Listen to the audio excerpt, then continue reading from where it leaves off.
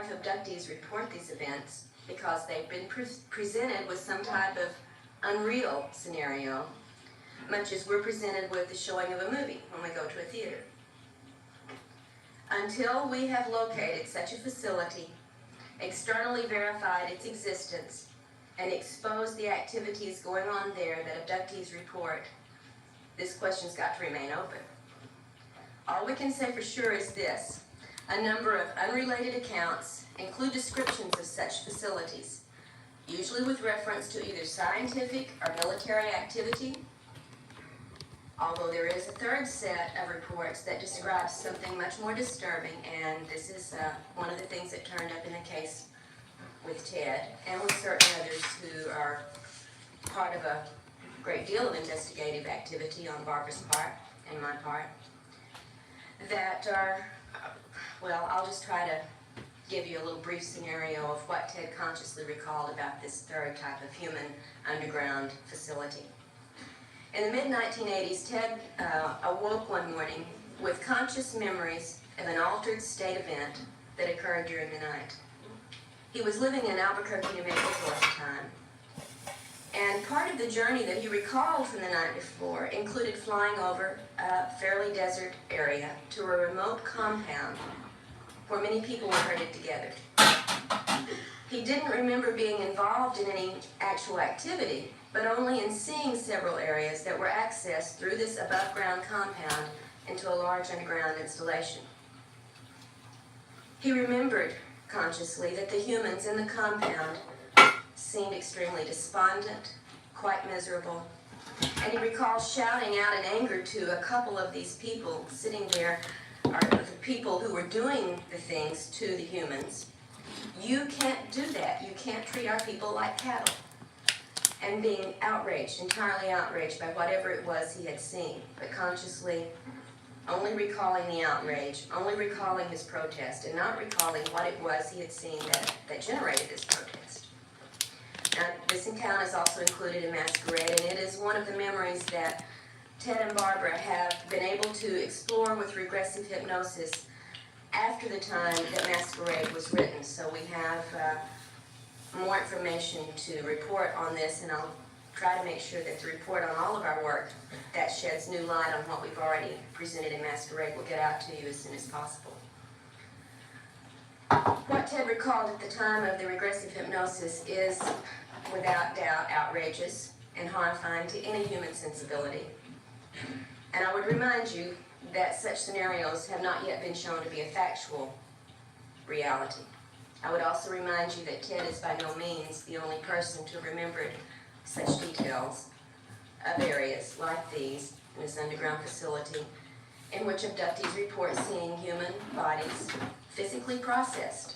And that very similar accounts have come from other people's conscious recollections as well as from hypnotically retrieved descriptions. If such facilities don't exist, I think that we still have a big problem in understanding the nature of this phenomenon, because we should be concerned to understand why such a grisly, horrifying illusion would be presented to so many abductees, and what purpose that could conceivably serve for an alien agenda. After drafting this initial report on the investigation with Ted and Barbara, I then became involved in the project that resulted in Taken. And this was a special study for me. I wanted to do a specific set of reports that had homogeneous backgrounds so we could make some comparisons and correlations with the material. So in order to have a more homogeneous group for the study, I chose 8 women from various parts of the country who had contacted me after reading Into the Fringe, and with whom I had begun initial sharing of information.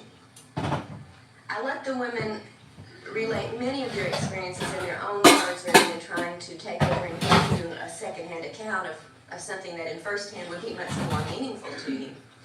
And I hope, as the subtitle inside the Alien Human Abduction Agenda implies, that the reader would be able to immerse into these intimate experiences, which are so very difficult to relate without the words of the people who have gone through them.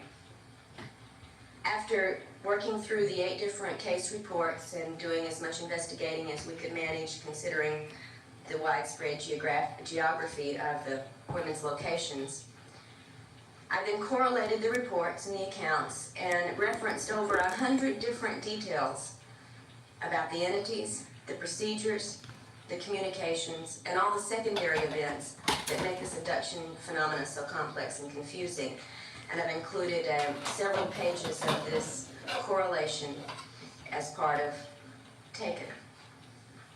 There's also a lengthy comparison chart and an explanation or an analysis of the corroborated details. For quick reference, you can look through the small chart and then there's a larger discussion afterwards.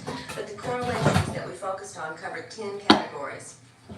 Types of contacts, types of entities, types of physical exams, types of other activities, types of communications, settings for these encounters, reports on the bodily effects from the encounters, reports on external effects in the environment of the abductees, and after effects on the abductee, as well as correlating certain items of personal history, such as ethnic background, etc. Now, for the purpose of this brief presentation this morning, I'll only focus on a handful of examples from the reports of these 8 women, but I would like to identify them in their location. Pat in Florida, Polly in New York, Lisa in Alabama, Beth in Puerto Rico, Angie in Tennessee, and Jane, Anita, and Amy from 3 different areas of Texas. Now, to begin with the evidence of human involvement, 4 of the 8 women, namely Pat, Lisa, Beth, and Angie, have reported face-to-face contact with military personnel in a variety of situations. I think you will find the most surprising to be that of Pat's family's experience, and it is confirmed by all of the living relatives now only for the left after a length of time between the event happening and us beginning this investigation. The members of Pat's family in 1954 included Pat, her brother, her mother, her stepfather, and a grandmother, all in the location. And they were part of the entire family having their own abduction and subsequent contact by the military. One day after the event in 1954, in which alien entities took the family members on board a landed craft in the backyard of their farm in Indiana and carried out certain physical procedures. One day after this happened, Pat and her siblings that are still alive report that a contingency of men in military uniforms and military vehicles arrived at their farm, sequestered the entire family for several days. One day after this occurred. How did they know it happened?